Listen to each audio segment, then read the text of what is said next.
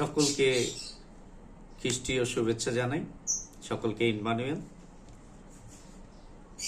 আমাদের সমাজে বেশিরভাগ সময় দেখা যায়, প্রায়ই শোনা যায় যে ওই একটা ছেলে সে আত্মহত্যা করেছে বা একটা মেয়ে আত্মহত্যা করেছে। একটা পথ আছে, যে পথ খুব সহজ, তাহা মৃত্যুর পথ। কেন আপনি মারা যাবেন? আপনি কি জানেন আপনি কে? আপনি কি বুঝতে পারেন আপনি কার সৃষ্টি? আপনার ভিতরে কি এই কণ্ঠস্বর কোনো নতুন অনুভূতি জাগায়? আসুন আমরা পবিত্র বাইবেল থেকে প্রথম করন্থী 3:16-17 পদ আমরা জানি যে আমরা কে। তোমরা কি জানো না তোমরা ঈশ্বরের মন্দির এবং ঈশ্বরের আত্মা তোমাদের অন্তরে বাস করেন? যদি কেহ ঈশ্বরের মন্দির নষ্ট করে, তবে ঈশ্বর তাহাকে নষ্ট করিবেন। কেননা ঈশ্বরের মন্দির পবিত্র, আর সেই মন্দির তোমরাই। আমাদের এই মন্দির, হৃদ মন্দির, আমরা পবিত্র মন্দির ঈশ্বরের। এই মন্দির নষ্ট করার অধিকার কোনো মতেই আমার নাই। হয়তো আমি কোনো একটা ঘটনার কারণে, হয়তো কোনো তাড়নার কারণে আমি নিজেকে আত্মহনন করার চিন্তা করি, শয়তান আমাকে প্রলুব্ধ করে। কিন্তু আপনি এভাবে ভাবুন যে ঈশ্বর আপনাকে নিজের হাতে তৈরি করেছে, আর আপনি হচ্ছেন ঈশ্বরের পবিত্র মন্দির। এই মন্দির নষ্ট করার অধিকার নেই। যদি আমরা এভাবে চিন্তা করি, তাহলে কিন্তু আমরা একটু চিন্তা করলে দেখা যায় যে আমরা খারাপ কথা বলতে পারি না, আমরা গালি দিতে পারি না, আমরা অপকার করতে পারি না, আমরা মন্দতা রাখতে পারি না। কেননা আমার হৃদ মন্দির হচ্ছে ঈশ্বরের পবিত্র মন্দির। এই মন্দিরে খারাপ কিছু থাকতে পারে না, অন্ধকারের লেশ মাত্র নেই। আমার হৃদয় যদি মন্দির হয়, তবে কি আমি গালাগালি করতে পারি? তবে কি আমি ঘুষ খেতে পারি? তবে কি আমি সুদ খেতে পারি? বা সুদের জন্য আমি টাকা ধার দিতে পারি?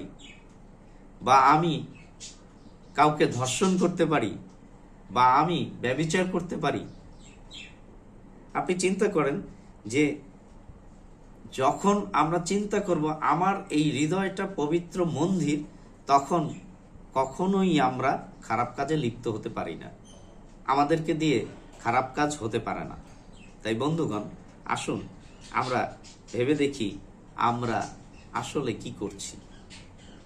সমাজে আমরা নিজেদেরকে কি নামে প্রকাশ করছি নিজেকে? আমি কি একজন ধর্ষক হব? না আমি কি একজন আত্মহননকারী হব? না আমি কি একজন ব্যভিচারী হব? কারণ ঈশ্বর আমাদের প্রত্যেককে তৈরি করেছেন পবিত্র আত্মা দিয়ে।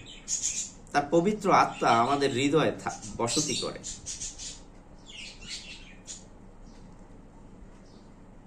দেখেন আরেকটি জায়গা যদি আমরা যাই, জিরোমিয় 17:5 পদ। সদাপ্রভু এই কথা কহেন, যে ব্যক্তি মনুষ্যে নির্ভর করে, মাংসকে আপনার বাহুজ্ঞান করে ও যাহার অন্তঃকরণ সদাপ্রভু হইতে সরিয়া যায়, সে শাপগ্রস্ত হোক। আপনি সদাপ্রভুর চিন্তা করেন, সদাপ্রভুর মধ্যে থাকার চেষ্টা করেন, যেন শাপগ্রস্ত না হন। আমরা আমাদের কর্মের দ্বারা নিজেদেরকে প্রকাশ করি। সুন্দর একটা মন্দির তিনি আমার হৃদয়ে তৈরি করেছেন। এই মন্দির নিয়ে আমি অন্যের কাছে যাই, যেন সে আমার মন্দিরে সেবা দিতে পারে, তাই নয় কি? বরং আমরা তা না করে আমি চিন্তা করি যে আমার এই আত্মাকে, আমার এই দেহকে আমি নষ্ট করব। আপনি দেহকে নষ্ট করতে পারবেন, কিন্তু আত্মাকে মারতে পারবেন কিনা? যিনি আজকে আত্মহত্যা করতে যাচ্ছেন, তিনি দেহকে বিনাশ করছেন, কিন্তু তার আগে আপনি ভেবে দেখেন যে আপনি আপনার আত্মাকে মারতে পারবেন কিনা। বরং যিনি আত্মা এবং শরীর উভয়ই বিনষ্ট করিতে পারে, সেই প্রভু যিশুকে আপনি স্মরণ করেন, আপনার সেই জ্বালা যন্ত্রণা নিবারণ হবে। আমি আপনাকে বলছি, আপনার জ্বালা যন্ত্রণা নিবারণ হবে এবং প্রভুতে সিক্ত হন, আপনি নতুন মনুষ্যে তৈরি হন। পবিত্র আত্মা আপনাকে পরিচালনা করবে। তাই বন্ধুগণ, আসুন আমরা নিজেদেরকে নষ্ট না করি, এই পবিত্র মন্দির আমরা সকলের মাঝে তুলে ধরি এবং নিজের হৃদয় ভালো রাখি আমাদের কর্মের মধ্যে দিয়ে। আরেকটি বার আমরা প্রভু যিশুর কথা চিন্তা করি এবং পবিত্র বাইবেল পড়ি। বাইবেলের প্রত্যেকটি বাক্য আপনার জীবনে সফল হবে, একটি বাক্যও নিষ্ফল হবে না। সকলকে ধন্যবাদ।